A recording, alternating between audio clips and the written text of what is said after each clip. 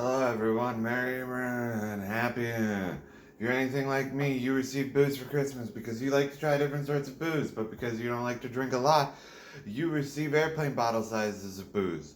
So you get that booze and you say, "Hey, cat, meow with me," and the cat meows at me, and then you say, "Hey, you know what I'm gonna do? I'm gonna make the legally official New Year's shot that everyone legally has to take." And I'm sorry because it might not taste good, but that's the law. You have to do this now. That's Christmas. First of all, the thing you're going to want to do is you're going to want to get yourself a shot glass. This is my shot glass. It is from an adult store, and it was gifted to me after an improv show involving the dating game by someone who we believe to be in the January 6th insurrection. Okay, so then after that, you're going to want to select your supplies. First of all, I've got myself here from Merco Islands in Florida some decorative toothpicks. First thing I'm going to do is try and open the toothpicks. It's going to take a little bit because they're wrapped for security. You're going to find the opening of the bag. You're going to be reminded of all the drugs you did in college. Now take that and you're going to garnish it. Beautiful. So next thing you're going to do is you're going to go and get in your stash of tea that your beautiful friend gave you in your gift exchange. And you're going to get the ginger snappish, snappy ginger tea with lemon, herbal tea, caffeine free, net weight 1.48 ounces, parentheses 41 grams, end parentheses. You're going to want to use this one because you know what the liquor you're putting in there is, and you think it's probably going to taste the best. And also, if you're like me, you work night shift. So you're going to take a little bit of that. You made a whole cup, but you're going to only pour a little bit in because you need room for the rest of the booze. So you're going to start with that because it's hot and you want to cool it down because you don't want it to be too hot. Okay, so you pour like an amount in there. Great, perfect. So what you're going to do next is you're going to get your booze and you're going to be like, I got some neat looking chai, some Jameson, and some apple brandy. So next step you're going to do is you're going to put a little bit of each of those in there. Now you may say to yourself, John, why is this a legally determined New Year's Eve shot for whenever the clock ball hits the zero timer?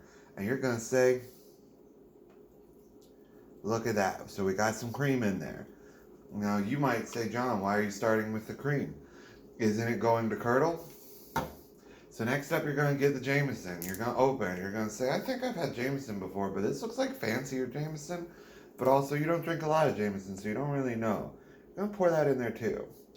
Okay, so you're almost done, and you can see the curdling starting to happen. And you're still thinking, John, why'd you put the cream in first? Isn't it going to curdle? So finally, you're going to get the E&J Apple Brandy.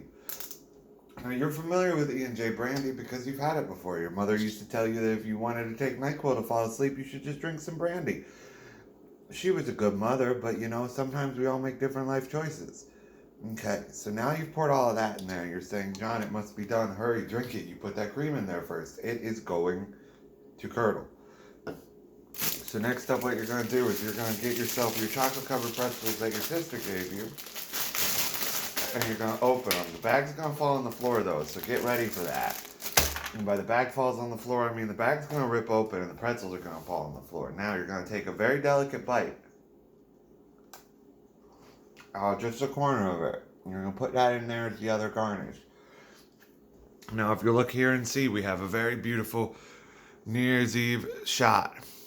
Also, if you're like me, your kitchen looks like this after Christmas and before New Year's because all of the energy of the year is gone and you don't feel anything else because the pandemic has ruined it. But you are drinking another delicious tea. This one's not gingerbread like the first one. This one's the salted caramel black tea that you see up there, and you shouldn't be drinking it because you work the night shift. But hey, listen, that's life, and you can't let work control how you choose to live in your free time because you're your own person and you're not work's person. So after you've waited to let it sit and really let that be an enjoyable experience, you're going to take, okay, and then you're going to take, and you're going to dip that in there. Get a little of that in there. So once you've dipped this in there, you're going to take a bite of it. And you're going to say, it tastes like booze. And you're going to say, yep. Okay, so next thing you're going to do is you're going to take the shot. Well, you still got some pretzel chunks in your mouth, so you don't think about the curdling. I'm going to make sure to stir it really good.